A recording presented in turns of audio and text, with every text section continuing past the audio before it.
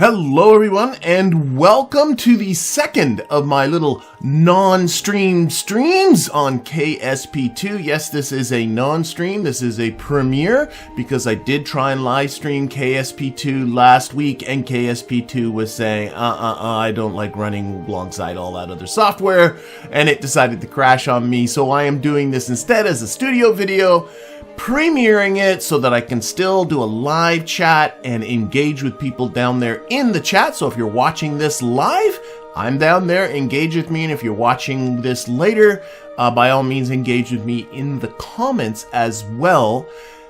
And this one, the last one, was about rockets, and I built a rocket and got to the moon and talked to, and we experienced some of the funny Kraken-y things. And this one is going to be about planes, and I'm sure we will be experiencing some of those Kraken-y things as well. And if I don't want to come across as being, I tend to be a reasonably positive person, so if I'm having fun, recognize that this is a game that I don't anticipate. I'm not expecting much when I play this game. I'm not expecting this to be a true game experience. I know a lot of people are very disappointed. I can't call myself as being disappointed because I don't buy into hype as things are coming up. I just don't listen to it. If it's something I'm not interested, I don't listen to it at all. And if it's something I'm very interested in, know I'm going to buy anyway, I don't listen to it then either, because then what's the point? So I don't know, maybe this is just the old man cynic in me that's gone through this cycle so many times of being hyped for a new product that's coming out and being ultimately disappointed. I'm old enough to know, I'm old enough to have had kids when the Phantom Menace came out. And I remember being very excited about, oh my gosh, I'm going to be able to take my kids out to a new Star Wars thing, to a new Star Wars franchise. And, you know, that movie was hyped like no other movie before it. It was everywhere. You could not avoid it. And of course, we all know what the Phantom Menace and that sequel. And I'm sorry for people that actually are fans of those movies, the prequel trilogy. I'm not. In fact, I'm not a fan of a lot of the post Return of the Jedi, with some notable exceptions of the Star Wars.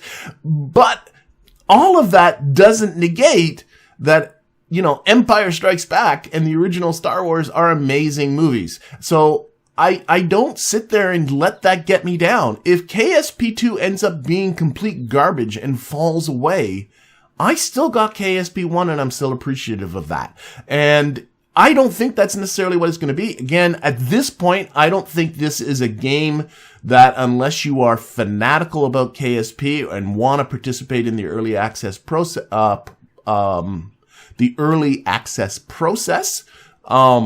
and be a part of that community, I don't think this is a game that's anywhere near worth the price tag of it. So I just want to make that clear coming out of the get-go. And if I'm having fun as I progress through it, well, that's just me, and sorry. I will do my best, though. This is going to be dealt like a live stream. I'm not going to edit anything. So every bit of Kraken-y nonsense you will see, including my own failures of what you're going to be seeing. So let's get into, actually, before I get into the VAB and build ourselves some jets, one thing I didn't know, there are a couple of things here I didn't notice. One, if you, or didn't note for people that want to see more about the game, if you click on the launch pad, there are 4 different launch pads. I suspect that has to do with their planned multiplayer, so that you can have multiple launches at the same time, 2 different runways, and I didn't even notice this until relatively recently, a boat launch. So for people that like boats, hey, that's there for you. I also want to go into the tracking station because I completely didn't do that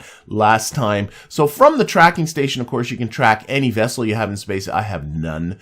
But you can also, you know, of course, take a boo at the various terrestrial bodies. So there, for instance, is, I'm going to keep saying the moon. The hell with this. The hell with the way the game is pronounced. The hell with the way most of the people say it. I'm going to keep saying moon, and that's going to be it because I'm used to it and I'm old and I don't change my ways.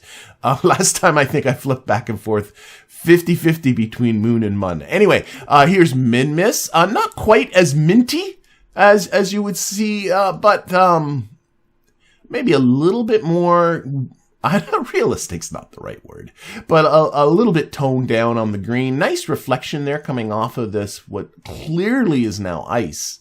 Whether that's water ice or not, I don't know, but whatever. It must be.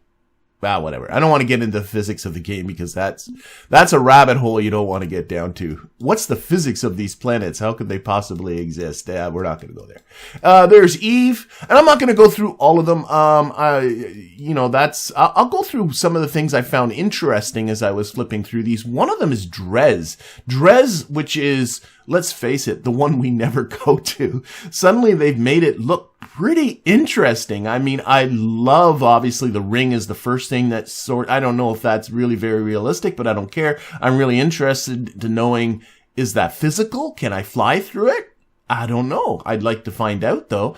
And there's that lovely equatorial ridge. I know that's modeled after an actual a moon in our real world solar system, but I can't keep my moon straight. So if for someone in the comments know what moon this is similar to with that equatorial ridge, please let me know. And the other one, I think if I open up Joule, well, let's look at Joule because Joule, of course, is going to be stunning, isn't it? There's Joule right there. And if I open that up and take a look at Joule's moons, I think it's Bop, if I'm not mistaken.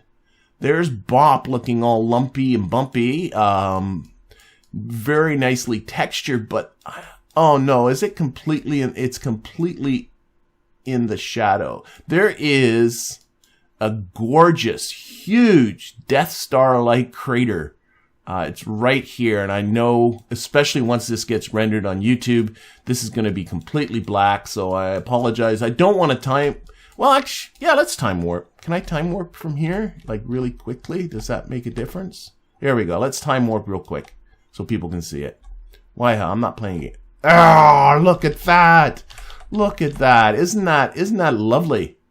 So that's, to me, is really interesting. And the next and final of these streams is going to be me going somewhere, extraterrestrial. Let's time warp till the sun comes up. So somewhere extraterrestrial is the plan. And I don't know where that's going to be. If you have thoughts, share them down there in the comments. I don't make any promises. Please, don't suggest, like, it's going to be nasty. I'm not going to make any promises about getting there or anything like that because, yeah, the maneuver nodes are not easy to work with. The orbits change on you inexplicably. Doing an interplanetary transfer of any kind is going to be a bit of a nuisance, and there are no tools in the game to help. So I'll go somewhere relatively simple. But I have not yet decided what that's going to be. I'd love to go to one of those. I don't know. We'll see. We'll see. Let's get into the VAB. No more wasting time. Let's get in there. We're going to build ourselves some planes. And the plan here is I'm going to build 2 planes. My first plane is going to be a very, very simple jet, just to go over the basic ideas of how to build a plane. They really haven't changed that much, but there is some really nice I gotta give this to the game. Really nice tools for tweaking your planes in KSP2 when compared to KSP1. And then I'm going to build an SSTO. Again, no promises as to what the final outcome of this is going to be. The game is very likely to fight me at some stages as well. I'm much more of a rocket guy than a plane guy. I would describe my plane building and flying abilities as adequate. That is what it is. But anyway, let's get started right away. So I'm going to go down and go to cockpits, and I'm going to grab the, these 2 cockpits are functionally the same, the Mark 1 Raven and the Mark 1 Peregrine, and one's in line and one is pointy at the end. And by the way, if you hit the shift key, you get a lot more, I neglected to show this last time, but you get a much more options as to the description of these parts. So, yeah, that's pretty neat. So anyway, I'm going to start with that. I'm going to start with this one. Which one's this one? This one's the Raven like that. And now we're going to put on, and it's really tempting if we go to, now this is a jet, so we got to go to our jet fuel, which is the methane.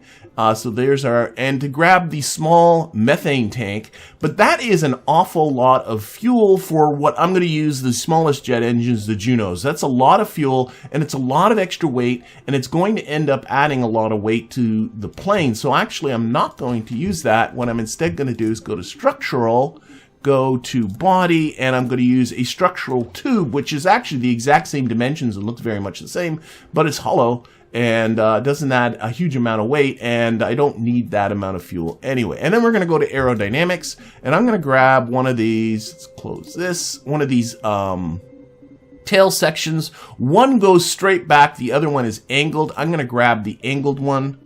We're going to spin it around and stick it on there. Now what's funny is the default of that angle has the angle going off to the side. That seems silly, so I'm going to grab the Translate Rotate tool. You know, I keep, when I do this, I click, and then I click on one of these, but these aren't buttons. These are, I don't know. You don't have to click on those, I guess is what it's saying. I'm getting used to this tool. I'm starting to like the combination. It actually has some uses. So I want to turn it so that the angled part is angling up, which is the basic idea how that works. So when you pitch off the runway, your back end doesn't give it a bit of a whack. There we go. So there's our basic fuselage there. Let's put on some wings. So we're going to go to the wings. We're going to grab the small wings. We're going to put those on just like that. Snap is, oh, I want them just straight up. We can maybe adjust them later on. So there's the Dumo. This is just getting very, very rough. We're then going to go to stabilizers. And I'm going to grab the small stabilizer, and I'm going to make this into my rudder. So we're going to go to just one-way symmetry. I got to spin it around like so. And that generally gets placed right about there. So that's going to be our rudder. And you can actually put another pair of these. If I go to the radial one, like that, and that will work for the elevators at the back. And in fact, it looks, well, once I do some tweaking, I'm sure it'll look fine. And that'll work. It'll work really fine. In fact, it is fairly a little bit more realistic as far as the pitch control, the attitude control that this gives. But if you really want to get even more, if these stabilizers just aren't enough, you can go to control surfaces, grab the control surface, rather than, and again, I'm just trying to spin it around, trying to get it to be like that. Much the same footprint, but now this entire thing is a control surface. It's not just a single flap that goes up and down. The whole thing will tilt up and down, and that will obviously give you a lot more bite for your buck as it is. Okay, now this thing is completely missing fuel and engines. So what we're going to do for the fuel tanks, go back up the fuel, go into methane, grab the extra small one, and I'm going to put on, and this is not going to be their final spot. I like to put them on the fuselage rather than on the wings, because that way I can move them independently of the wings when I go to balance the plane. And I'm going to put on 3 of these. And another one right behind it, like so. And for some reason, the arrows or the textures aren't lining up. So I'm going to fiddle with the texture here a little bit. Let's get the rotate tool, grab that. I right-clicked instead, I guess. There. I need the, which one? The green one. Just to get the stripes to match. There we go. Okay, and then on the back of that, we're going to put our engines, and I'm just going to use the smallest jet engine in the game, which is the J20. Oh, these used to be called the Junos. They're now called the Whittle engine. Okay, for those people familiar with KSP 1, the engine formerly known as the Juno. All right, and that'll work for this small little plane. Now, the one thing that's very different about planes than rockets is you can't burn fuel without oxygen. And for rockets, because there's no oxygen in space, it brings the oxygen with it in the form of oxidizer. But our methane fuel tanks, if we click on one of them, has only methane in it, no oxidizer. We need to get the air from the atmosphere in order to get these engines to work. So what we need are some air intakes. You'll find those under Aerodynamics. We'll go to intakes. There are a whole variety of intakes. I'm going to give the game a little bit more props. I think these descriptions of what these intakes are actually for are much more clear than they are in the original game. I think in the original game they're much more interested in being cute in their description. I think what we have here is something that's a little bit more informative and also more useful information. I find the original game does have a lot of very useless information on their parts.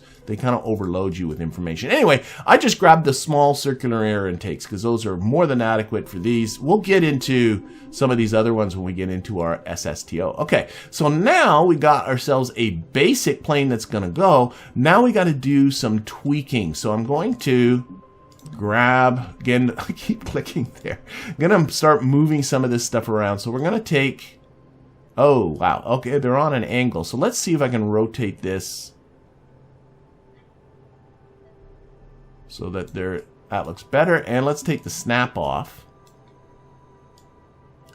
And I'm going to put them around here-ish. We'll probably end up moving them in just a little bit. I'm going to take the wings and we're going to slide those up a little bit. And I don't want the wings interfering with the cockpit, so I'm going to slide it back a little bit like that. I also need, because there's a gap here, I'm going to close that gap by sliding them inwards. That looks a little bit better. Let's grab these guys. Again, we'll straighten them out a little bit. Oh, that's the wrong. Control Z, and that undoes what you just did with the magic flash. It's the red one I need, right? It's a little hard. You got to twist around, see which ones are which. Come on, there we go. So just sort of straightening this out a little bit, tweaking them in again to close the gap. Definitely bringing them up because they're below the actual tail fin a little bit. And we'll tweak them more in just a little bit, but I think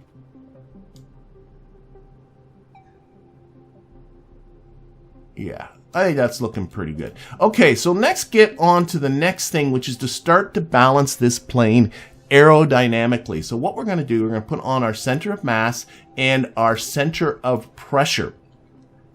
For a rocket, if you recall, the center of pressure needs to be well behind the center of mass. But for a plane, you would like the center of pressure to be much closer to the center of mass. The closer the center of pressure is to the center of mass, the more maneuverable your plane becomes, but the more unstable it potentially becomes, especially if the center of the atmospheric pressure, what do they call this thing? Center of pressure ends up becoming ahead of the center of mass. So typically what you do is you kind of put it just behind the center of mass, often right inside the same ball, like just sort of in the back half of this ball. So we're going to have to do some adjusting of these wing surfaces. Here's something that I think the KSP2 does really, really well. I'm going to give them props on this one. If you go to the wing and you hit the little wrench, and this is true for all of the aerodynamic surfaces, if you hit the little wrench, you get this procedural wing tool that allows you to change shapes and sizes and everything of your wing. So for instance, if you want to make the wing a little bit longer, you can make the wing a little bit longer. If you want to make the wing a little bit wider or a little bit shorter, you can make the wing a little bit shorter. And all of this is going to affect the position of that lift. Now, one thing you can do if you want to bring this lift forward, which we want to do rather than moving this around, we may end up having to move it around anyway, but you can bring this wing angle and tilt it forward so that more of the wing surface is forward towards the front of the plane rather than towards the back. Now, unfortunately, this center of pressure and center of mass, these icons do not move until after you've closed that. And you can see that that's moved it, well, a little bit. So let's try again. Maybe make the whole thing a little bit, the root length a little shorter. And then again, angle that forward. I think I'm going to have to position it different too. I'm kind of going for just a straight edge. The attack edge is just straight on. I'm not a plane person, so I'm sure there are people that are much more used to flight sims or actual pilots that are going, oh my God, you don't want to do that.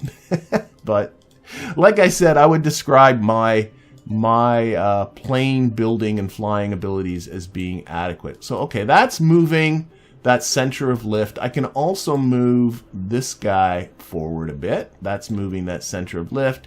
Maybe move the rudder so it matches. I don't think that's going to affect where that is too much. Nope. We can also take the engines, find them here, and like the tanks and engines here, and move them back to move the center of mass back too. There's nothing wrong with that. I think I'm getting close enough to build something that's going to be functional.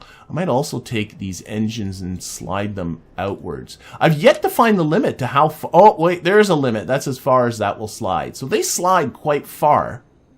You'll see why I'm sliding these out a little bit. Now I do want, let's take off this distracting information. I do want these to look like they're attached to the bottom of the wings, but not look. That looks okay.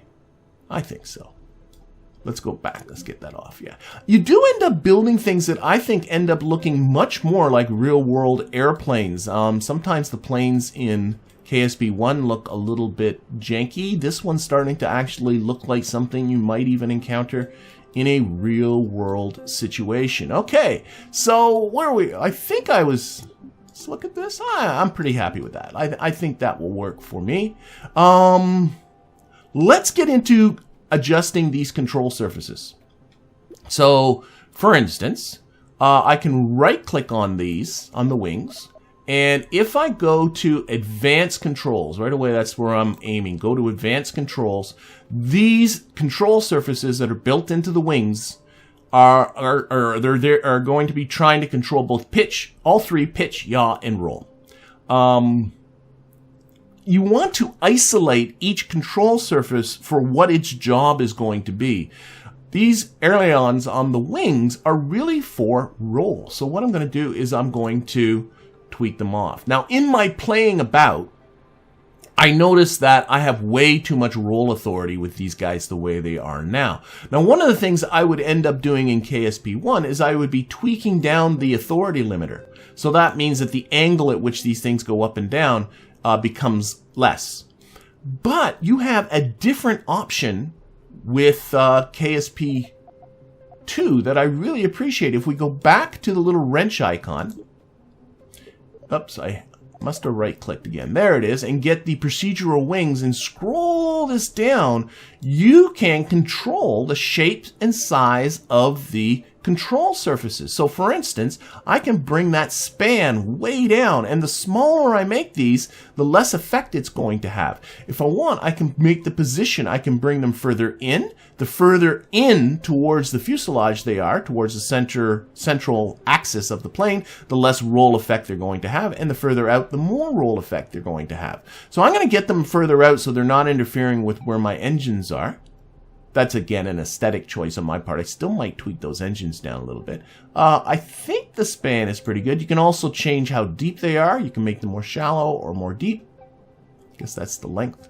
So there. I think that's looking all right. So there's an additional way for you to control the effect. You have a lot of ability to control how you can spend forever tweaking your plane on this one. Okay, going back here. Now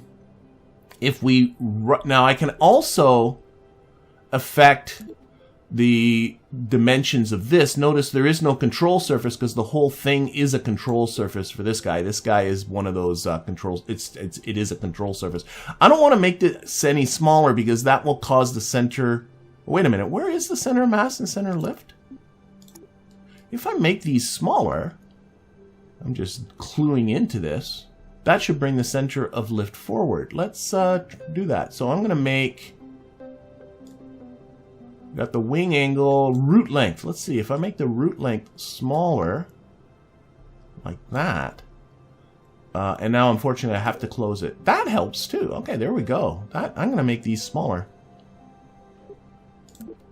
I did do a little bit of playing around with this. Yeah, and then I'm going to, let's adjust the angle a little bit so the back parts are, I don't know why I like, no, a little bit angled like that. Maybe make the wingspan a little bit less. And that's going to bring that center of lift forward. And then I can move them back, and they'll look probably a lot more natural back there. A little bit more this way. Okay, let's see what that looks like. So that moves. Oh, I like that. I might just leave them right where they are like that. Okay, cool. And then, of course, I can adjust this one. Let's make the root length less. I like that. Let's go. And we will slide that guy forward. Like so. Another thing that I didn't show last time, let's take out the center of mass and center of lift, is there's this lovely kind of blueprint schematic mode. This is really nice if you really want to line things up. So you can, you know, this is, it defaults to however your camera was before, but you can rotate this around. So if you want to look at it from the back, look at it from the top. Just clicking, if I can do, there it goes, looking at it from the top. So if you really want to spend some time tweaking it, that is there for you. You can zoom in and out. Again, the center mouse button can be used to zoom in on a particular part. And once you click here, then it comes back to your regular view again. I might just tweak these engines down a little bit, but I think I'm getting pretty close to what I like. I was just noticing a little bit of clipping at the top of the wing, and now I've gotten rid of that clipping. Okay. All right. Last thing I need some landing gear on this guy, don't I? So let's put on some landing gear. So we're going to go to ground. I'm going to use the small, there are these landing gear here. They are exceedingly fragile, especially these ones. They love to break on you. So if you have access to not those, grab these. So I'm going to go with these ones. I'm pretty sure, to be honest, I didn't even use them. I just assumed that they were fragile. Okay, so I got to go to radial symmetry. Again, just pushing the X key and the Shift X key. Put on the snap. Always have the snap on when doing landing gear. And these guys will snap way better than trust me, I'll start getting negative once I start doing the SSTO. But these snap, I've yet to have it playing around with planes where these don't snap going dead straight. You don't have that issue of starting down the runway and suddenly veering one way or the other because your wheels are not aligned. Now, where you want these rear landing gear, if I put the center of mass back, is you want them just a little bit behind the center of mass. Because when this thing pitches up to take off, you're going to be pivoting on these rear wheels, and if they're too far back, you'll have trouble pitching up. I'm thinking that's probably pretty good. Maybe move them forward a smidge. That's all I'm thinking about. Oh, take the snap off so I can move them forward a smidge. Again, if you want, you can look at that in this view. Notice that all of these overlays are still active, and as well as all of these buttons in this view as well. Let's just go back. Okay, center mass comes off like that. Okay, let's grab another one. So I'm going for obviously the tricycle look. Snap that guy to the front, much further forward. Okay, and what I want to do as well, let's make sure that's the right one, is if I right-click on the forward one, I want to take the braking power right off that one. I want all the braking to happen with the rear wheels, or else what you'll find is your whole plane will go ass over tea kettle when you brake. And a flip over. So rear wheel for braking. I do want the steering enabled, and then with the rear ones you want to disable the steering, and I'll keep the brakes. I'm not going to play around with this. You can also play around with the suspension and the spring. You know what? Yeah, I find these are too spongy. I'm going to crank up the spring strength and the damper strength on both sets of these. This one too. So get into the auto suspension, 2 and 1. Why not? There we go. Okay, finally, we're almost ready. The one last thing you want to do is when this thing is sitting on the runway, you would like it to be slightly pitched up so that as you're going down the runway, you have a bit of an angle of attack to the airstream, and that will help you take off. This is going to, so you do that by making sure that the forward landing gear is a little bit below the rear landing gear. I think this one is a little bit too much. Oh, let's rotate these so it's actually straight.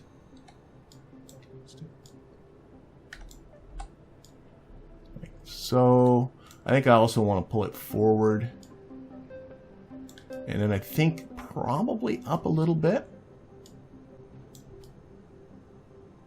Yeah, maybe. We'll see how it goes. I mean, honestly, it's hard to tell in here. The best thing is just put it on the runway and see what happens, which we'll do very, very shortly. Again, if you find that this sort of helps you out, maybe see it a little bit more clearly, that's your call. But I think I am looking at something.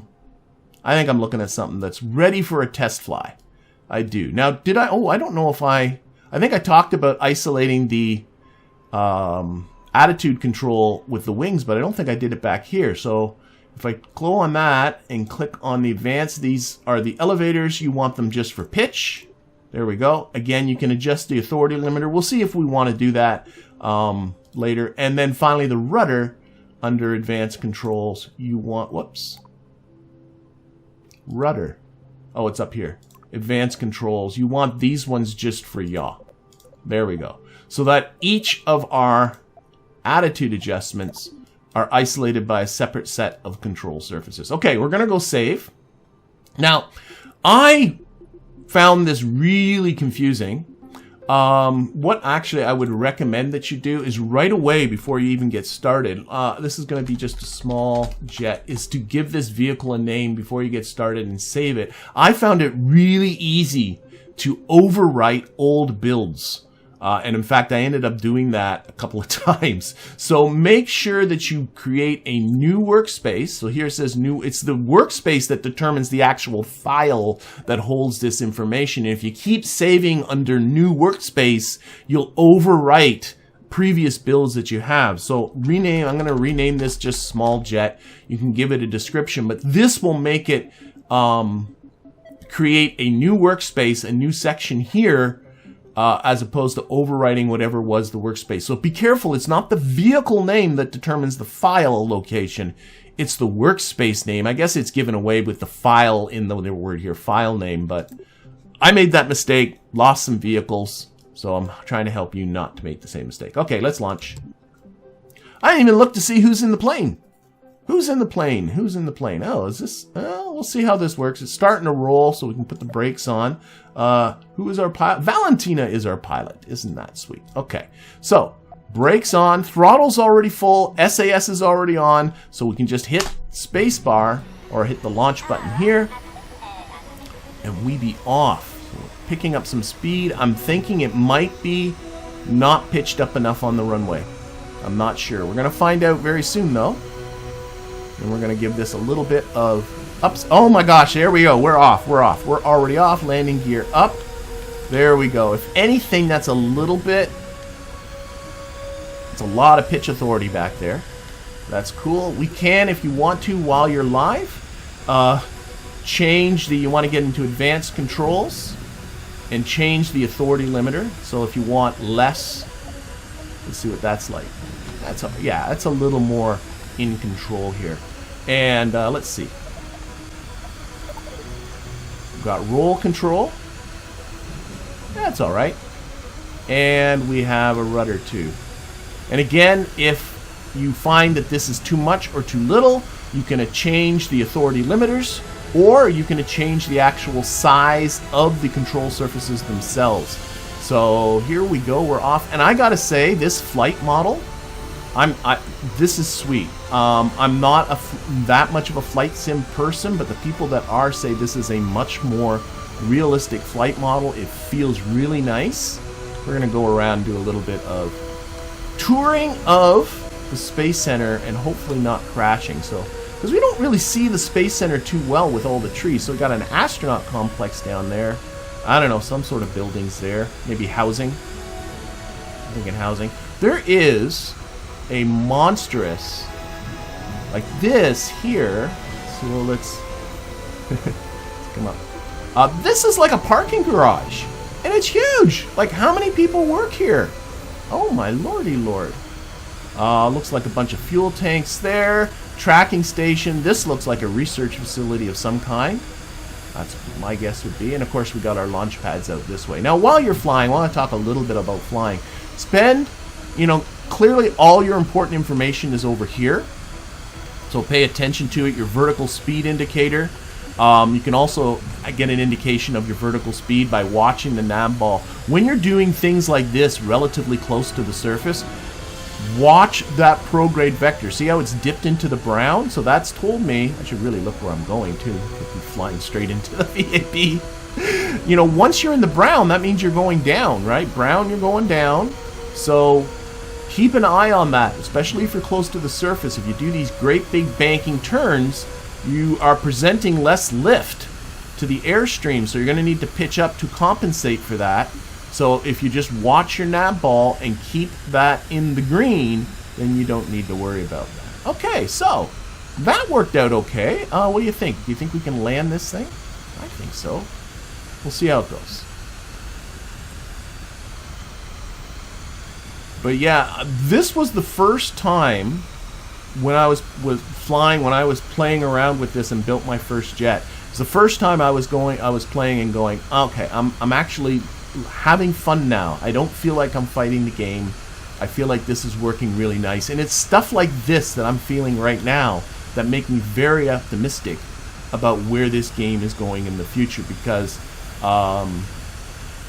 the atmospheric model is sweet. So if you're into jets, if jets are kind of your thing, I think that's good news as far as I'm concerned. Okay, so what I'm going to do is I'm going to come around here. I'm going to watch out for these hills a little bit. And then we're going to swing around and see if we can not put this down on the runway.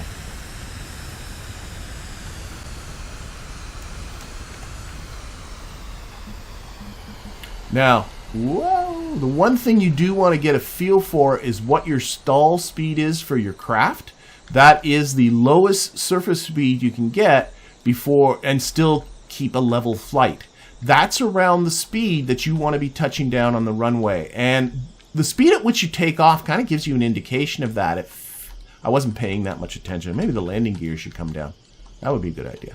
I really wasn't paying too much attention. I think it was around 50 meters per second, maybe, something like that. We'll see.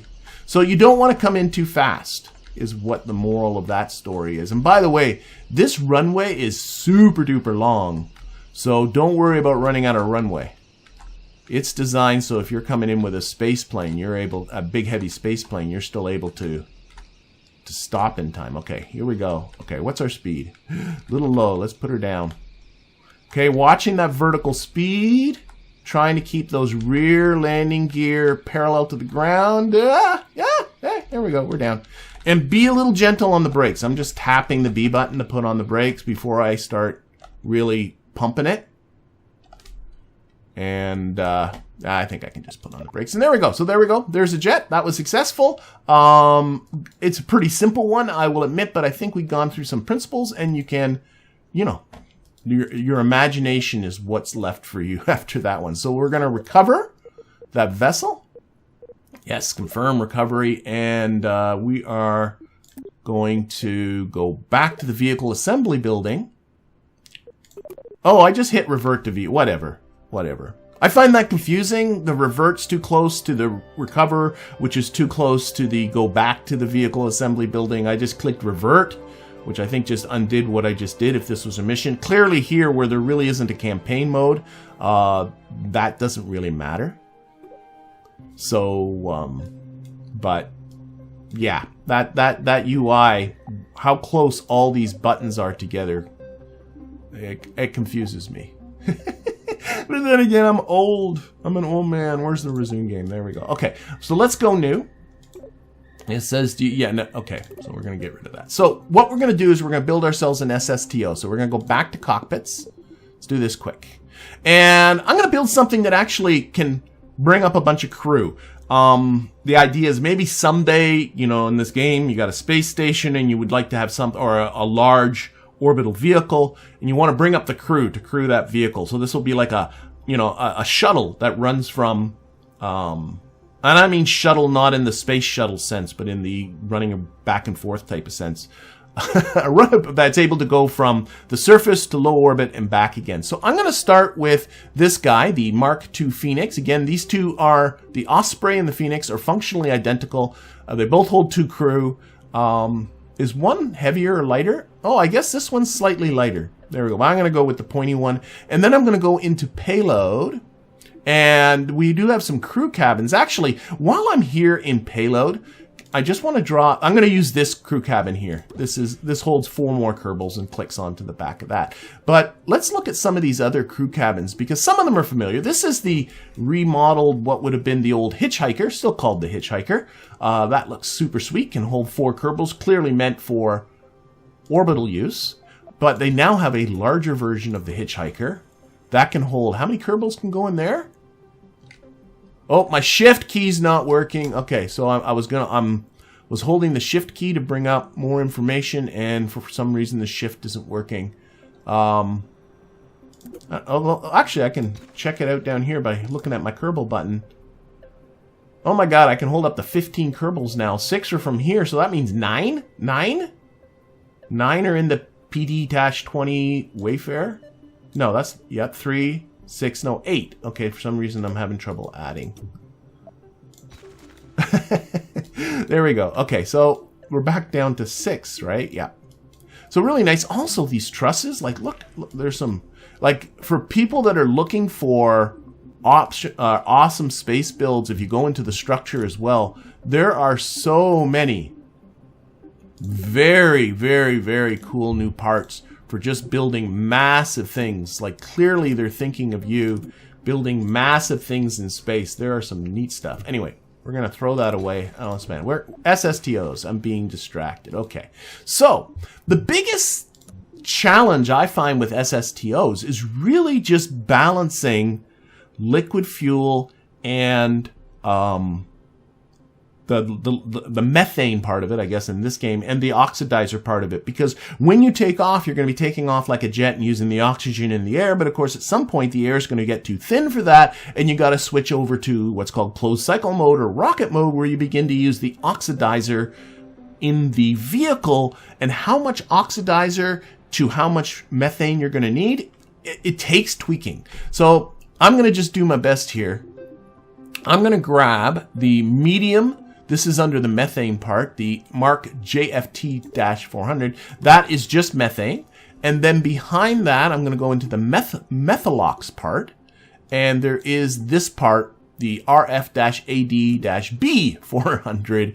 And that is a nice adapter with 2 spots for engines on the back. And the engines we're going to use are the easiest engines when it comes to space planes, is the CR-7 Rapier, and this engine is in the Methalox section of engines because it is a rocket engine technically. Oh, this is gotta go on one at a time. There we go.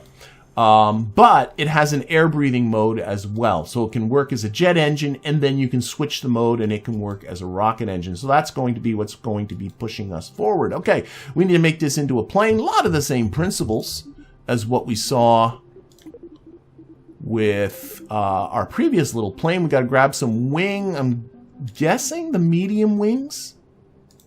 How's that look? Again, we'll be tweaking the... Actually, why don't we tweak these right away? These default is sort of like a plane, you know, an atmospheric plane mode. But you really don't want monstrous wings like that. It's a lot of drag. And the more speed you have, the more lift you have. It's a lot of drag and a lot of mass, which is not good once you're in space. And the more speed you have, the more lift you have, and the smaller the wings are that you can get away with. In fact, if you're building something like a space shuttle, which the wings are purely, you know, it's going to take off vertical and then come back down as a glider, you can get away with even smaller wings than that. But what we're going to do is I'm going to bring the wingspan way down, but then I'm going to bring the root length quite a ways up. And we'll be tweaking this more in just a little bit. And then I'm going to bring the wing angle backwards like that. So sort of more of a, maybe even a little less on the wingspan. A little more there. That is sort of a more of a delta wing type of thing. Let's actually roughly position this as well. Oops, got to close this or else that tool doesn't work. Take the snap off, and we'll slide these back a little bit, slide them in a little bit. That's a very rough placement for now. We'll see if we can do a little better in just a little bit. And then I'm going to put on at the back some control surfaces, not the stabilizers, but the control surfaces. I think I'll go for the smalls, and I'm going to put 2 of them, if I can find a spot here. There we go. And let's see if I roll them that way. Oh, put the snap on. Like that. I'm going to put them on a bit of a jaunty angle so that, yes, they'll be there for some yaw control, but they're mostly there for additional pitch control. Like that. So I want a lot of pitch control. So that's what we're going to go with. This is our general shape. Clearly more tweaking is going to happen a little bit. I think I might be right over that. Yeah, I'm blocking the hatch. We'll see. I'll do some more tweaking with this in just a little bit. Okay, let's put on some additional fuel cans because what's here is not enough. And of course, we need some air intakes for our Rapier engine. So I'm going to go to fuel. I'm going to go to Methalox. I'm going to grab the FL-T400 tank. Again, I'm putting these on the fuselage, not on the wings, although I'll probably move them out towards the wings because that gets me, then I can slide them independently. Put on 2 more at the back. And then, and again, I did do some playing around and I found that this roughly worked if I then got the small JF-200. This one is just methane at the front. And again, this is kind of for balance. And the thing that I eventually did get into orbit, this is sort of the structure it had. Now let's tweak. Now it also needs some air intakes. So we'll go to the air intake section, Aerodynamics. We'll look at our air intakes. And again, you can go through and does the shift is working now and read these descriptions. But the one you want that's really good for space planes is the shock air cone. And look at that intake efficiency at different speeds. The different air intakes work differently at different speeds. And we got 100% air intake at Mach 0, which is standing still, Mach 1, and Mach 5, which is hypersonic speeds. Compare that, for instance, to like maybe the radial one that's right beside it. Notice when you get the hypersonic speeds, its ability to bring in air comes down dramatically. I found that these guys were very good for what I wanted to do, so that's the ones I ended up using. Okay, let's do a little bit of tweaking here because I'm not clearly what's here is kind of homely and ugly. Let's roll. Let's roll. Roll these so that the arrows are horizontal and vertical, or darn close to it. There is no, by the way, in KSP 1, there is a button for local and for which changes the direction of all these, whether it's local to the part or absolute to the whole craft. There is no such button. It's always absolute to the whole craft. Oh, I want to finish off the back end of these. I'm going to go into nose cones and just get a small nose cone. Just stick them on the back here. It wants to go on radially. Come on. Where are you? What are you doing to me? Okay, it's being funky. So I'm going to just take this whole thing. I'm going to slide them up out of the way. Oh, I didn't have the snap on. That probably will help. Put the snap on. Come on, you're going to want to go on there now. Hold the Alt key. Oh, flip them around once I do that. There we go. Okay, now I can slide those back down.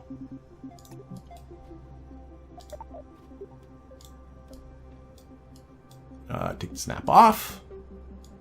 And again, no, these ones I'm going to actually put right into the wings. So it looks like they're part of the wings. We'll slide them in here just kind of generally like that for now. Maybe a little close. Yeah. So that's sort of the look I am going for, like that. Okay, so that is our general profile. Let's start tweaking. So, actually, let's tweak the control surfaces while I'm thinking about it. So these guys here, notice I did not put, really, I have less control surfaces than I had on the plane. So but the control surfaces for the wings are way back here. So they're not only just going to be for roll, they're also going to be for pitch. So we're just going to disable only the yaw. I'm going to need that pitch authority with this thing. And for these guys, right here, let's right click. Yeah, advanced controls. They're a little bit for yaw, but I'm going to want them for pitch. I'll disable the roll though, just like that. There we go. That's the only... And we'll probably tweak the sizes and shapes of them in just a little bit too. Okay, mass and center of... Oh my gosh. That's already looking pretty nice. I might not be doing much at all. You can also, I should point this out, and for people that know more about planes than me, you can also change the thickness of the wings. Like, see that? It's like pretty extreme. Let's put it back to... Can I undo what I just did? Yeah, I think that just undid it. Which, I'm not 100%, like, that's going to increase the drag, but increases the mass, I'm assuming, too. I don't know. And, but there's so much tweakable stuff. You can change the thickness of the tips. You can change the thickness of the base where it's attached to the plane. Lots of stuff to do. Okay, enough jabbering. Let's see if I can just... tweak these down. And I'm sorry I'm not that much of an aeronautics guy. There, I'm just tweaking them down enough so it looks like that hatch is clear. I'll probably not EVA a Kerbal, but I just want to do that. And you also want, let's think about another thing. If I take off the pressure overlay, put on the thrust overlay, you want the thrust of that engine going pretty much through the center of mass. There's no tool to help you do this in the game as of yet. It's looking like I can bring that mass down a little bit. So what I'm going to do is just tweak on here and just bring the mass down a smidge. Did that move that did move the whole thing? Yes, it did. I don't know. Does it look, if I put it on here, does that help? Maybe. Yeah, I can see the thrust vectors right on the white line. I think that looks okay, I think. And that's especially once you're in space, because if that mass is not right through the thrust vector, your plane will have a tendency to pitch up or pitch down depending on which way it is. All right, let's see. I'm honestly looking at maybe giving this a go and just kind of just seeing what happens. I'm thinking about it. Okay, landing gear though. I do need landing gear. This is also something that if I was actually going to use, I'm going to keep using the small landing gear. I think they're going to be fine. Snap back on. This is also something that if you were actually using this in an actual real campaign, you'd probably want to put a docking port on it, put some RCS on it so it can dock with other things. I mean, that's kind of what its purpose is. I'm not going to do all these things because given, and you saw this last week, given the maneuver nodes and the orbital problems, like how the orbit changes once you're in orbit, I'm not even going to attempt making a rendezvous. I mean, to me, that has nightmare written all over it. Okay, so we got ourselves some landing gear. Let's put that mass back on. Again, you want the rear landing gear a little bit behind that center of mass. Snap off. If you ever put this on the runway and it does a wheelie, that means you're too close to the center of mass. So that means just moving back a little bit. And also, same thing, you want it pitched up a little bit on the runway. So I'm actually going to tuck these in a little bit. Maybe come to this view. So that these are a little bit higher. This one's a little bit lower. Maybe tuck. Here I can. Snap is off. Do that. Move it up like that. I think so. Let's go back. I didn't mean to actually make that click out. If I right click off the plane, Again, this is guesswork largely. Okay. Yeah, let's just go with that and see what happens. If you know, if we'll test it, we'll see what happens. This comes back here. Mass overlay comes off. Let's look at the mass and the oh my gosh, that came out so much nicer than I was anticipating. Okay. I might just kind of go with this. What's our Kerbal situation? Oh, we're filling our... Okay, Valentina, Nildos, Dalid, Mitfree, Duwise, and Malzor. We want a full crew of Kerbals.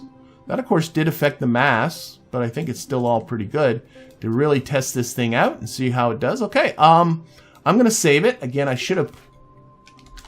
Get in the habit of saving before you even get starting so you don't overwrite an old workspace. So SSTO, new workspace, save it. There we go. And then from then on, when you save it, it keeps that workspace. So you can just like, where did I put it here? SSTO, save, right? And there we go. Okay, let's see what happens. So launch it. Okay, a little bit. I got a lot of flappiness happening here. That might be problematic. Okay, thrust is up, SAS is on. I'm just gonna punch it, and we're gonna see how this works. Oh, I know something. I knew I forgot something. Revert back to the VAB. Revert back. Form revert. There's one I forgot to do something with action groups. Can I actually say? Because I got a feeling I'm going to probably be saying some negative things, because as I was practicing doing this, I was running into some frustrations, and those might make their light with this. But I will say, can we say the load screens, like, they're pretty quick. I'm actually reasonably happy with that. Okay, what I wanted to do is these engines start in air breathing mode and run as jet engines, but at some point I'm going to need to switch them into closed cycle mode and run them like rocket engines. I'm just noticing these nose cones are really... They came off there. Do you see that? Maybe I should just take them off and try and re-snap them. Oh, there it goes. Okay, never mind. Fixed. Okay. So anyway, I need to make the switch. And what I should do is attach that to an action group. So we do have an action group manager down here, right? And I do like the way the action group manager, because you have access to all of your parts here, all organized for you, rather than having to find the parts on your actual vehicle. So I'm going to attach this to action group number 1. And we're going to go to our engines, and we're going to go to our rapiers, and we're going to cycle the mode. So we're going to turn that on. So when I press 1, the mode gets cycled on that engine, and then I got to do the other one too. Okay, so when I press 1, these will go from air breathing mode to closed cycle mode, and if I press 1 again, it'll go back. So that's good to know. The other thing I want to do is once I go into closed cycle mode, our air intakes aren't doing... You can, by the way, still click on these if you right-click, right? No? Yep. That's a little bit too confusing. I think I'll do it from here. If I go into Aero, find my air intakes, there we go. I want to toggle the intake. So what that does is it closes the air intake so they're not taking in any more air. I don't need it. It should reduce the amount of drag the vessel has when it's no longer taking in air. I'm not sure if that is actually modeled. I'm going to assume it is. So now when I press 1, 2 things happens. The air intakes will close and the engines will switch their mode. Okay, now we're going to save this again. And by the way, I do have a backup plane, so if this one turns into a funkalicious, Kraken-y disaster, I'm going to bring out my backup plane and try and bring it into orbit. But we'll see how this one goes. Hopefully we'll do it all with this one. Okay. All right, we're sitting on the runway. I'm pretty good with that, so let's just fire up. Let's just go. Taking off very slowly. Doesn't have a huge amount of thrust to weight, but it is adequate, as you'll see in just a little bit. And you know, more engines just mean more mass, which means less efficiency. So, yeah, something to think about. Okay, about 50 meters per second. Let's pitch up. Can we get it off the runway? We are steering towards the side here a little. Come on, up you go. Up, up, up. Don't hit the bottom. Oh, whoa, whoa, whoa. Okay, so not as nippy. A little bit heavier than our other plane. Landing gear up. And I want to get this onto a heading of 90 degrees, or darn close to it. And I want to pitch around, I think if I can get that prograde vector, yeah, really want, it's a little front heavy. I don't necessarily trust that center of lift and center of mass indicator. I would probably take this plane and move the center of lift more forward or the center of mass further back because it feels heavy. It wants to nose down, and it's fighting me a little bit. Come on, pitch up. You don't, okay. And all of my, okay, it's at a heading of 92. I'm gonna leave it for now because we want it to be able to pick up some speed. The more speed you get, the more efficient these engines become at producing thrust. So all of my fiddling about, of course, was not helping. But I really do think it is nose heavy. Like I was really having to pitch up just to get it to go.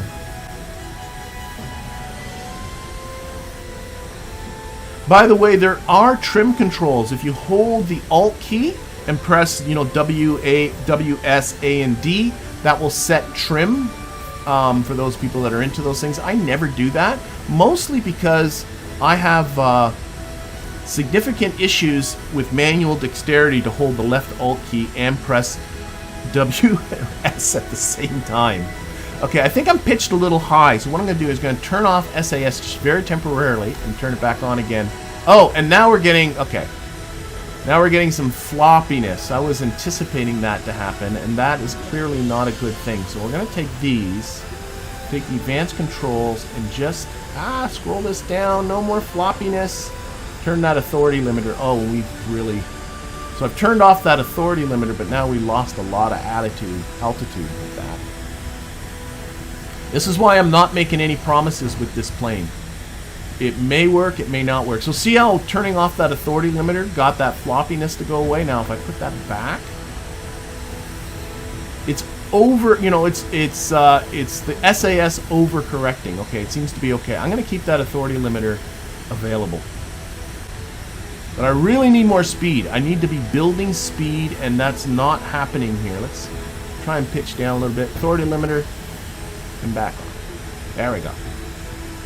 I need speed. I really need this thing to start picking up speed.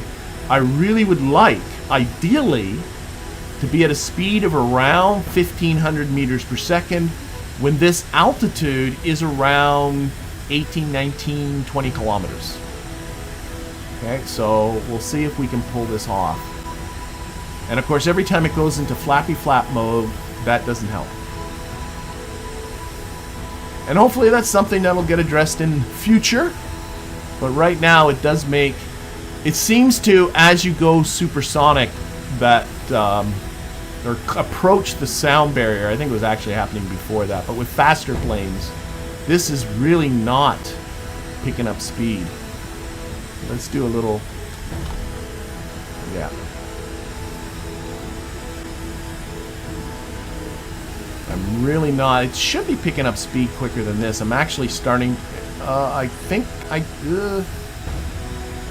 vertical speed here looks a little negative, but here it looks, it's hard to tell. I'd love there to be a number rather than this gauge of vertical speed. Why is this thing not picking up? Come on, speed. Might have to do some tweaking on this. There may be too much. Might want to tweak down that authority limiter. There is, if you hit F12, there is a aerodynamic GUI giving you all kinds of flight data, including like total drag, total lift, your angle of attack, but this lift to drag ratio I know is important, but I don't know what the right number is.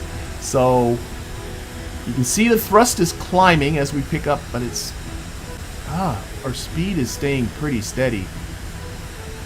I think I'm going to need to do some adjusting. Okay, let's get rid of this because there's a lot of numbers that I'm sure are useful, but it's really not in any way helping me. Should I go up higher? And of course, What if I just kept that authority limiter down low? Let's turn this off. I think I have enough pitch authority without that. Oh, that's helping. Of course, I've used a lot of fuel. Because let's face it, these flaps at the back are pretty darn big.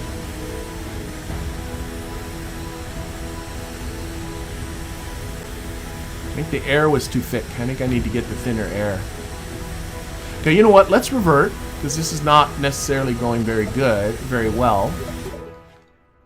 But I think I'm going to make a couple of tweaks.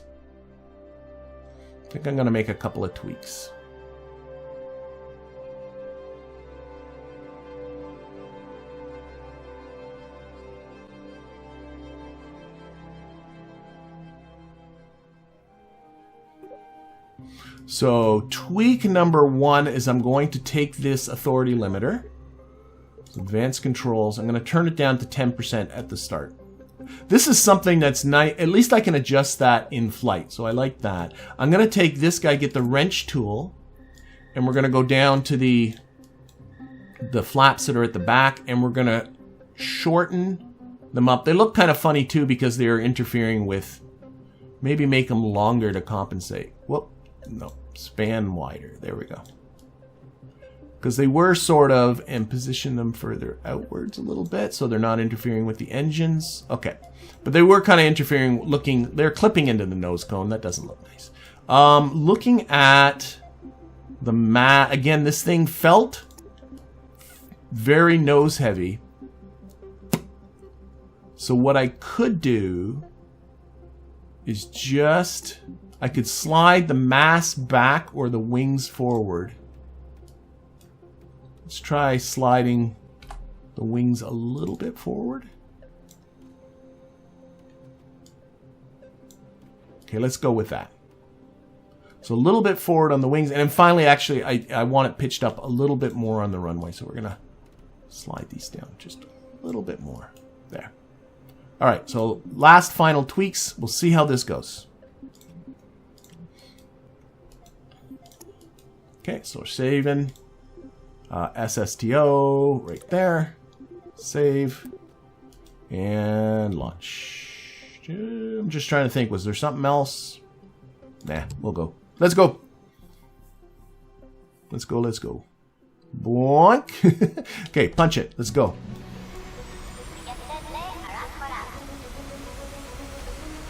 Let's get it right on 90 while we're still on the runway here. Oh, and let's get this ready to adjust that authority limiter in case we get that flappiness again. Come on, lift up. Up, up, up. There we go.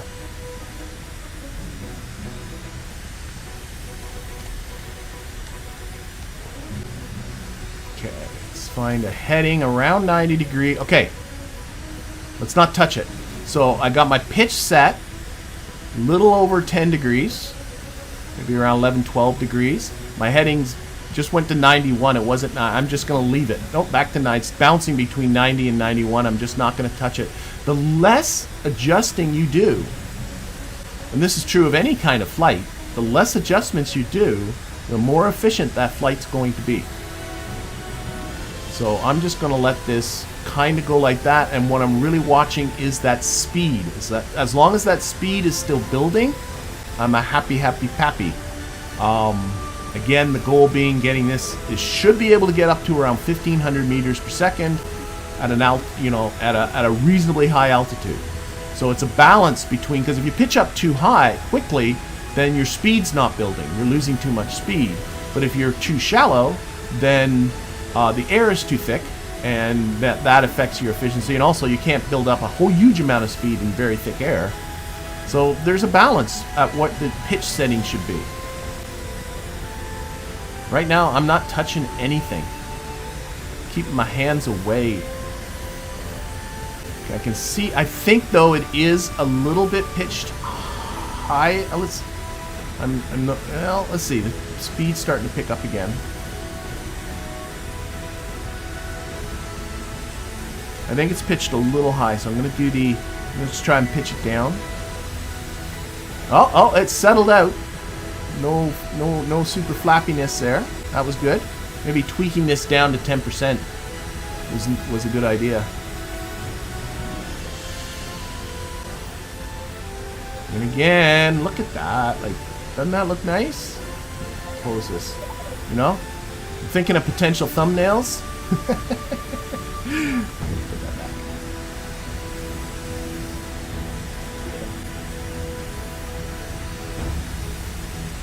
Okay, now I'm starting to see that speed increase. That's what I want to see. See that? 700 meters per second, and it's going faster. Like the rate at which I'm gaining speed, and that's two things. The engines are getting more efficient, and the air is getting thinner. So I'm just not touching a thing. I'm just letting it go. Okay, we are 950 meters per second, getting to 10 kilometers. I'm starting to think maybe I should have pitched up a little bit steeper. We'll see. We'll see how it goes, because I feel a little low in the atmosphere. 1100 meters per second. It is a different flight model for atmosphere than in the stock game. I'm actually gonna... we're climbing much more quickly now, so I'm gonna pitch down a little. That was me doing the flappiness and me just pushing the pitch down. It really wants to stick to its current direction. There we go. There we go. Come on, build up more speed. 1350 meters per second. Might actually come very close to the horizontal. 1400 meters per second. Oh, look, there's the moon. Okay, we're almost really horizontal. Let's go 20 kilometer altitude. Actually, I think but the rate at which I'm gaining speed, oh no, let's hit 15. I gotta hit 15. 1500, okay. Gonna hit one, rocket mode, and we're gonna pitch up. And now the idea is to get in towards an ascent profile. This thing wants to, wants to yaw to one side a little bit.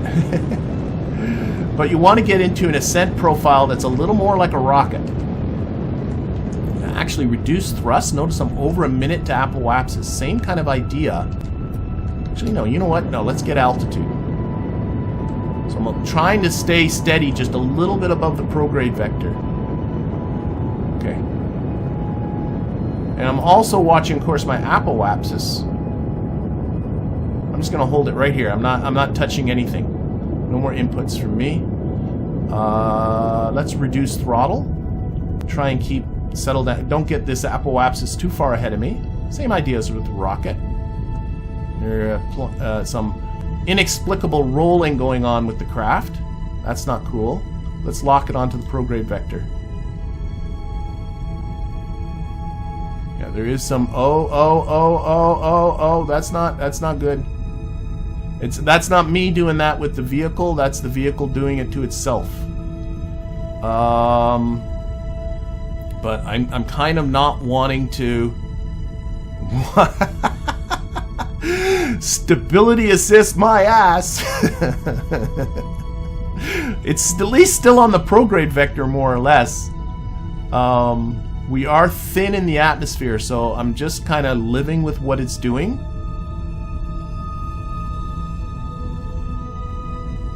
We'll see how it goes. Okay, our apoapsis is 79. Let's go a little more than 80. There, let's cut it. Cut it. Okay, let's turn off SAS. See if that kind of... Maybe I need to manhandle this onto prograde. I don't know. Okay, let's see if I put SAS back on and lock it back to prograde. Are you going to behave for me now? I had this thing happen with one of my... I may need... Let's turn off SAS because I think SAS is actually a detriment at this moment. So I'm trying to steer it back towards prograde. I'm not entirely convinced this is doing me much good. And I know there are people probably watching going, more reaction wheels. It's not here, I'm going to turn this off. No, this window's a distraction. It's not the lack of reaction wheels that's the issue. It is the game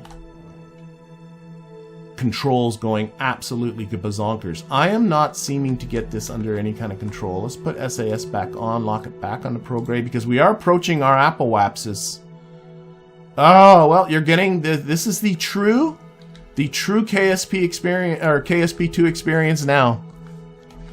I want to point out this is the game controls are fighting me. I'm not sure why. I don't think I'm going to be putting this down on the runway. But I don't know why it's doing this to me. I'm trying to recover it. Oh, come on. Oh no, I need thrust. Gosh. Regardless of whether this is perfect or not, I need thrust. Come on, go. Lock here. Actually, once I gave thrust, it seems to be... Okay, stop. I just pushed my apoapsis away from me, but now suddenly this is behaving a little bit. No, it's not. No, it's not. No, it's not. No, it's not. Back. Maybe if I just keep it off of the lock to prograde and just try and... If I can just get a bloody orbit. Oh my golly.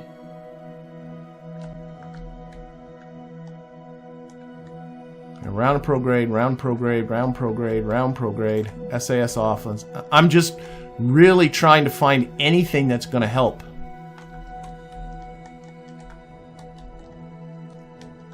Like, it's clear, we are well out of the atmosphere. Again, we're getting very close to the prograde vector, so I need to, just giving it a little bit of,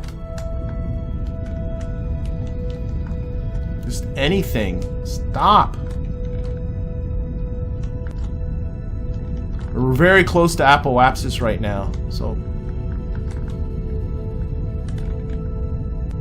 Okay, what if I put SAS and lock it to prograde again? Okay, come on, be good. Be good. Let's give it a little bit of thrust. Be good. Be good. We're muscling you into orbit whether you like it or not. What's my... Oh, I'm almost out of delta V. Shoot. Shoot, shoot, shoot. Oh, now it's settling down, though. It is settling down. Okay, stop. And now, okay, I swear my hands are now away from the keyboard. This is not me. This is not me. It is doing this all by itself. But, and yeah, now we're nowhere near the prograde vector, even though it's supposed to be locked to prograde. Okay, you know what? I'm gonna see. I only got 47, 46. Why is my delta V going down, for goodness sakes? That makes no sense. My delta V, oh no, it's changing. It just clicked up again. I don't know why, but it is. Oh, my time to Apple. Oh, I'm going down, aren't I? Okay. I'm past my apoapsis. Because this time is going up. This time to apoapsis, I've noticed this before. Notice, see how it's I think I'm 1 minute and 43 seconds past my apoapsis. See, my vertical speed is going down. But that's uber confusing. It should have rolled around to say, you know, if I do maybe it's because my periapsis is still negative. Yeah, that's probably it. I don't care. I find that confusing. Okay, you know what? We're going to revert to flight. Because honestly, revert to launch. We're going to try it one more time. One more time. So, people cross your fingers. Hope the Kraken is going to be well behaved. And, you know, the whole ascent, right up until I got to the end, seemed to be going pretty good. Let's punch it. We'll just go. Like, the actual, most of that ascent felt really nice. I thought, like, oh my gosh, this is going to be it. This is going to be the one. And then, all of a sudden, you know, as we, up. There we go. Gear. Okay, again. 90. About a pitch. There, I'm not there. Not touching anything. Heighty's 90 degrees.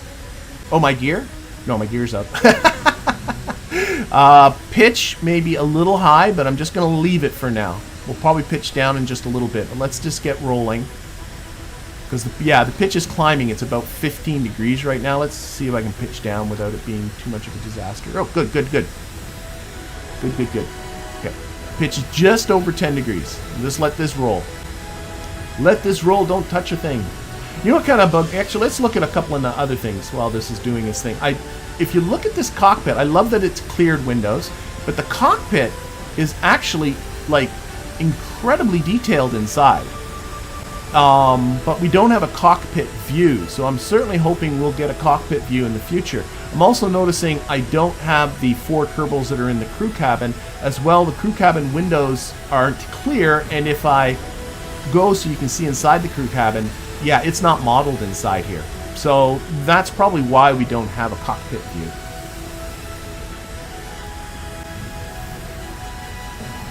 But the potential's certainly there. Alright, so I hope people do have their fingers crossed. We'll pitch down again a little bit. It's definitely behaving, the flappiness is definitely behaving better since I've reduced the authorities on these control surfaces back here.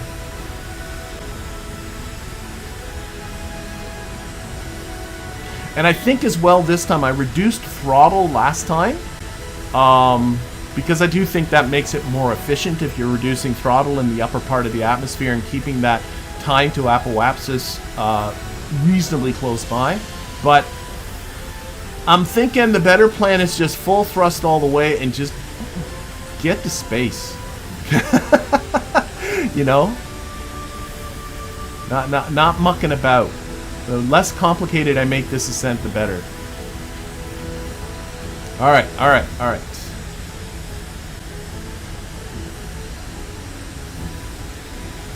Again, I'm liking all my numbers here. About 6 kilometers, altitude above the ground, surface speed just cracked 900 meters per second. And climbing rapidly, that's exactly what you want to see. And I have barely touched the controls. I can probably pitch down a bit. Stop it. Don't. Okay.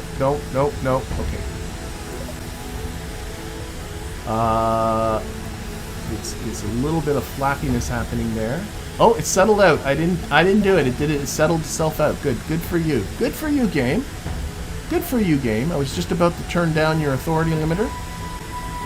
And you said, no. I can behave a little bit. So keep behaving. Keep behaving. Be good. Be good. Pitching down a little bit more. 16 kilometer altitude. Actually, I'd probably put this on sea level, really. And 1450 meters per second for speed. Let's get that back up to 1500 meters per second. And it's when you see this speed starting to level off, that's your cue. So we're gonna pitch up a little bit and hit 1 and go into rocket mode. And I'm just gonna keep it full thrust. And now I'm getting a bit of the yaw action happening. I don't think that's abnormal though. You've got a lot of thrust, and you know the aerodynamic control surfaces aren't too super great. The only reaction wheels are in the cockpit, which typically I do find adequate. The sort of Mark II shaped reaction wheels are not in the game. I'm just gonna keep there, not touching it. I'm gonna hold that. I'm gonna hold that until I see that apoapsis crack 80, and I'm just gonna not do anything. Don't touch anything. I'm noticing, I'm wondering if, there we go, 82 kilometers. We're going to be losing some of that. But yeah, it's when, let's turn SAS off. What does that do for me? It's just going to tumble. Okay, SAS back on. That's actually pretty normal that it would tumble. But I'm noticing, it's when the thrust is gone that the SAS starts misbehaving. See that? See that? I'm just going to let it misbehave, but maybe the thing to do is to keep it in the general vicinity of prograde, add a little bit of thrust, and maybe I found controlling was a little easier once I had thrust. So maybe that's the secret. I don't know. I don't know. We'll see. We'll see. And again, I'm not doing this sort of wavy thing. That's the game just doing that. But we're living with it. We're living with it. We are... Of course, it's you want to kind of keep dead prograde during this, because clearly this kind of angle of attack, even with a thinner... we're almost out of the atmosphere now. Let's try and fight with you and keep you towards that prograde vector.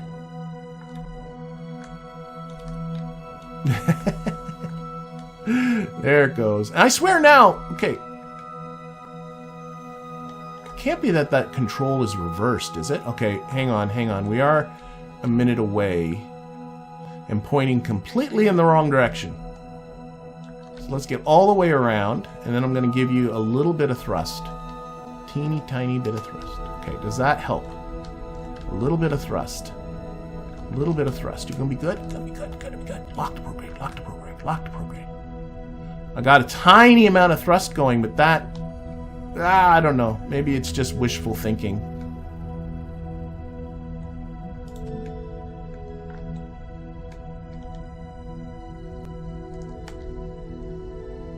Okay, cut thrust because I'm just pointing wrong. Just pointing wrong.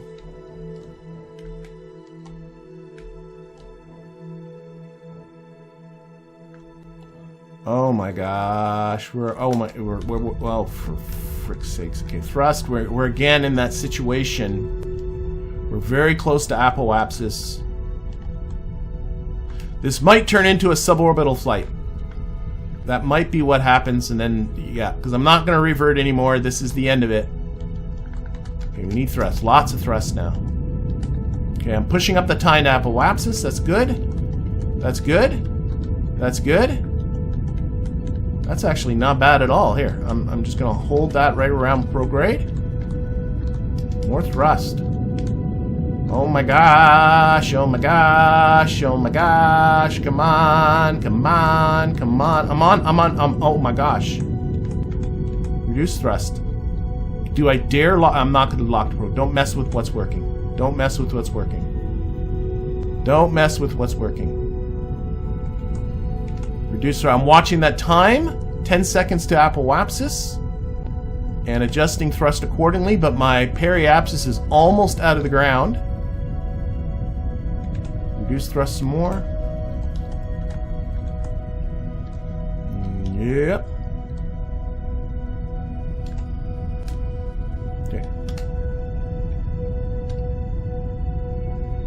Just get it to 80 by 80. Come on, be good. Okay, whoa, whoa, whoa. Almost 54 kilometers, 55 kilometers. Oh no, now I'm losing it. Yeah, I gotta just do it. Here, pitch a little bit down to keep that the apoapsis. Okay. That's an orbit. That's an orbit. Let's change the view to the horizon here. That's an orbit, an out of control. Let's turn SAS off. Out of control plane, but we are in orbit. There's still 108 meters per second left, so that's enough to deorbit this thing. Oh boy, and actually a lot of liquid fuel. It's the oxidizer that's the limiting factor here. So I actually will have some jet flight ability. I'm gonna go for it. I'm gonna go for the runway. I don't know if that's gonna work for me, but I'm gonna go for it. We're gonna need the pitch authority when we get down there. So what I'm gonna do is turn on the advanced controls and put that pitch authority right back up again. There we go. I'm just going to let this tumble. Again, I didn't put any batteries or solar generation. Notice the electrical charge is still full. That's even if I put on SAS, right? It doesn't seem to be draining. I don't know what drains electricity in the game, but certainly SAS does not. So I'm not bothering with it. Okay, let's get down to the surface.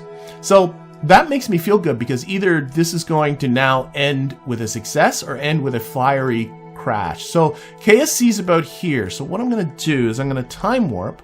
Actually, does that... Whoops. Oh my gosh. Does that fix things? I just noticed. Does that... Does the old just time warp? I didn't even think about that while I was struggling with all that control. Time warp. Take the time warp off. stop that. I gotta hit slash. Time warp. Off.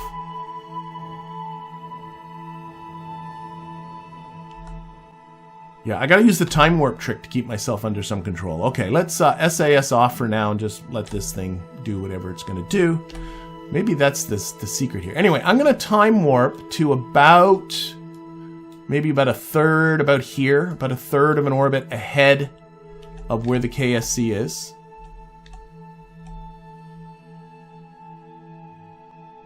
And twice playing around with SSTOs, I have made orbit and come back down. Neither time was I able to put this onto the runway. So that's what it is. Oh, and we got... Oh, the sun's coming up. Good, good, good. Because I know when YouTube renders videos, what was different shades of black, it just become black. Okay, time warp. Okay, just kind of do it. Just kind of do it. So I'm going to go with a periapsis of about, I don't know, that's 40, 38, 39 kilometers. No, lower than that.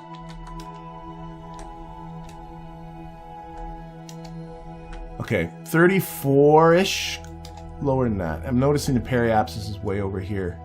Of course, my orbit wasn't very circular when I started, so I got 30. That's the way to kind of dial this in, by the way, is first of all, get a nice, consistent circular orbit, and then practice. Try to start your descent burn from the same location above the surface every single time, and practice with different settings on the periapsis and see where that gets you relative to the space plane. I'm just gonna, yeah, let's, this is gonna be fun to descend. Hopefully, it's going to give us some control. So here we go. So yeah, again, game kind of looking pretty. Okay, let's get this done. Let's get her over with. So I'm gonna. Ooh, I'm thinking I might have brought that periapsis down too low. Looking at where my yeah, I was starting from an already low apoapsis, so I think my periapsis is too low. So I'm going to, what am I going to do? Let's put this on surface. Of course, this thing is completely not cooperating by getting anywhere near to prograde. I got to be at first pointing prograde. Now I'm getting the... Oh, stop pausing the game. And everybody, I do know that slash kills the time warp. It's just bad habits. Oh my gosh. Believe it or not, I'm trying to get this thing onto the prograde vector. I think now, though, the time warp is physics warp. I'm hoping, as the air bites... Oh, now we're getting close. That...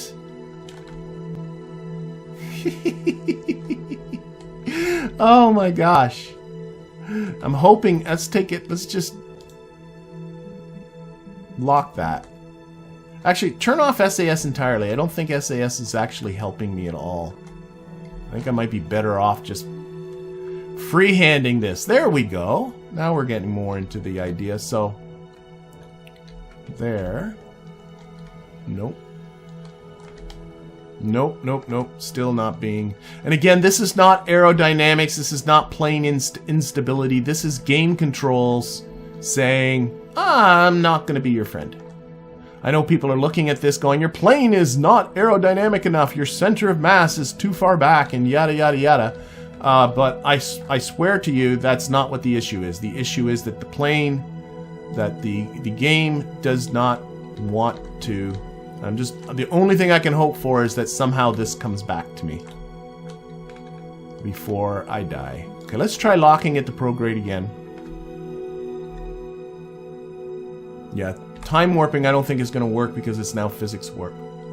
By the way, as far as aerodynamic stability and SSTOs are concerned, you do want the center of mass quite a ways forward. Oh, what's it doing now? No, that's nothing. You do want the center of mass quite a ways forward of the center of lift on re-entry. That makes your re-entry more stable.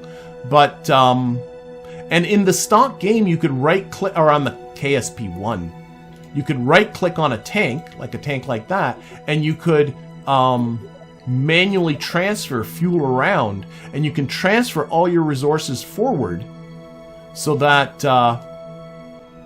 you know, you can bring that mass as much forward as you can. And then if you find out that, oh, I'm flying it now and it feels really nose heavy, you can transfer resources back. So you actually had some control over where that center of mass is just by resource control. But of course, right now in this game, I got none of that. You cannot transfer resources that way. And again, we're hoping that that's something that will get rectified at some point. There's absolutely no way we're making this thing to the runway. My goal is simply if I could somehow, maybe, miraculously bring this down to the surface without it blowing up. But right now I'm still struggling with control.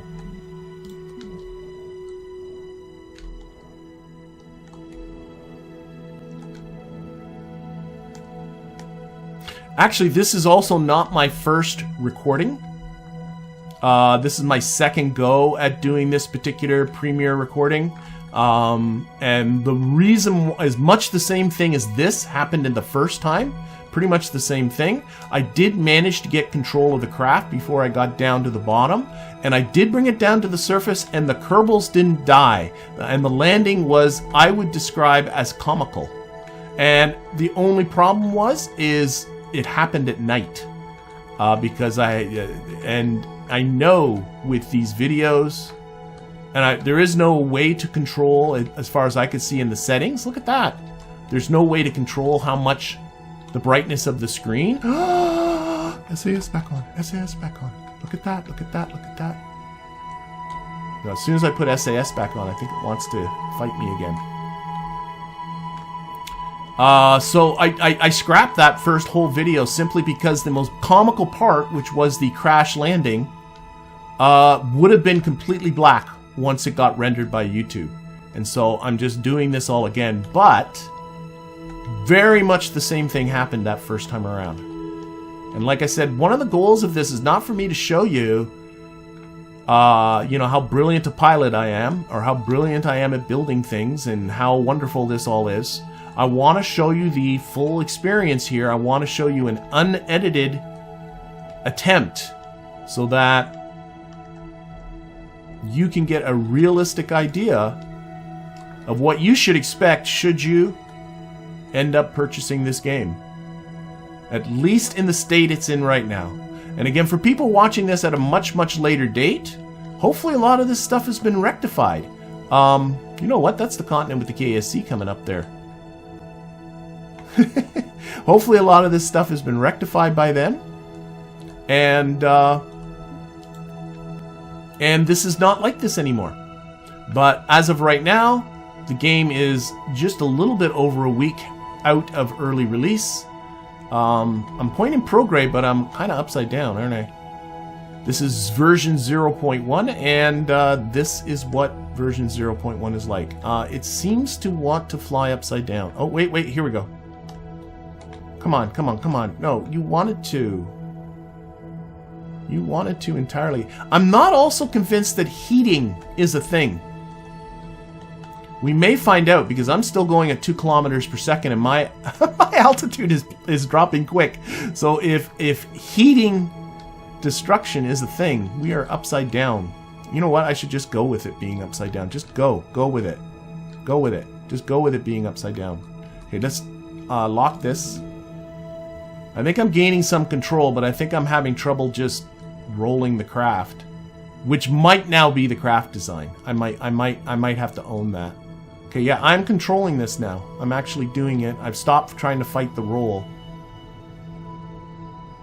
Okay, can I roll now? Roll, roll, roll, roll, roll. Good boy. Good boy. Good boy. Good boy. Okay, there. I'm in control again. I'm in control. For the first time in the last, I don't know, 10-15 minutes, I feel like I'm in control of this vessel. I think I am overshooting, though. Oh, I should. There, we're now back in air breathing mode. Yeah, We got 7 kilometers of delta V left of liquid fuel. So I think this is actually... No, this is... I'm pitching up now as hard as I can. There are actual little indicators there. There's the pitch indicator there. I'm pitching up as hard as I can. But this thing wants to pitch forward. So it still is nose heavy. Maybe what I should do is go back the way it was. If it wants to pitch down, who am I to argue? Let's go this way. Let's go this way. I want to keep that angle of attack as high as I can. And if gravity's going to help me pull the nose down, then why don't I do that way? Because I want to get as much drag, try and slow down. You can see the runway coming up. I'm trying to slow down now, and I got to be really careful that I don't end up putting myself into some sort of death dive that I can't pull out of. That's always going to be a possibility. I don't think heating's a thing. I know there's no effects for it, but I really don't think it's a thing. I think I need to roll forward. I think I need to be concerned for my dive in here. Okay, let's fire up engines. Okay, the engines work. But I am going very fast. That's me actually flopping back and forth now, not the plane, because I'm trying to slow down. Okay, good. Oh my gosh. Oh my gosh. Now, engines. Engines, we're flying. We're flying, and the music swells. Now, I have never landed this thing in any kind of controlled way. Well, semi-controlled way. I did do one crash landing that they managed to survive. I think it might need a lot of speed to stay airborne, which I'm a little concerned with. Oh my gosh. Okay, well, I'm looking at my speed. What's my altitude? 3.5 kilometers. We can get down lower. How on earth did that all work out? And I'm actually on track for the runway. We're going to be hitting the runway. Whether this will be a landing, a crash, or somewhere in between, I don't know yet. But we are going to be at least within view of all of these folks' compatriots. Look at these guys. They're like rag dolls in here. Like every time I do that, they're like bonking their heads on the control panels. Okay, let's cut throttle here.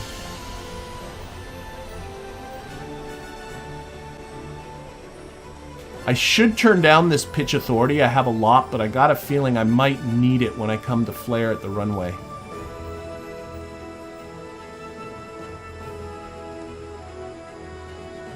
I'm getting a little bit more throttle.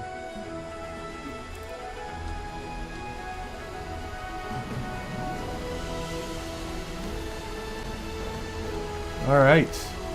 Yeah, I'm not so sure about the kind of rag. It's like these folks have no neck muscles at all. But they're enjoying it.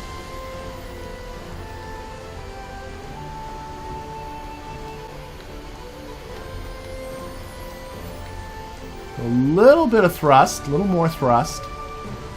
Again, I don't know what the stall speed of this thing is.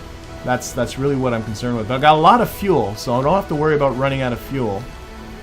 I should worry about descending those landing gear because this is coming up now.